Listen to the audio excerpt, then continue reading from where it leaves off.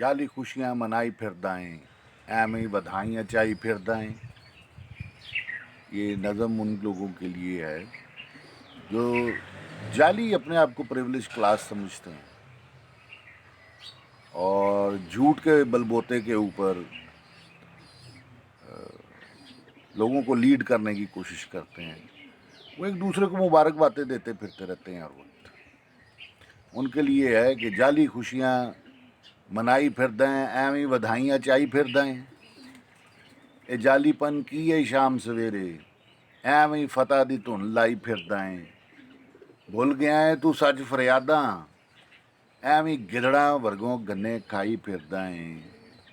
ए की तेरा मिजाज है, बिला वजह खले खाई फिरदा है। जाली खुशियां मनाई फिरदा है, एवें बधाइयां चाई फिरदा है। ए जालीपन की है शाम सवेरे, एवें फतह दी धुन लाई फिरदा है। जाली खुशियां मनाई फिरदा है, एवें बधाइयां चाई फिरदा है। ए जालीपन की है शाम सवेरे, एवें फतह दी धुन लाई फिरदा है। भुल गए तू सच फरियादा, एवें गिदड़ा वर्गों गन्ने खाई फिरदा है। एवें गिदड़ा वर्गों गन्ने खाई फिरदा है।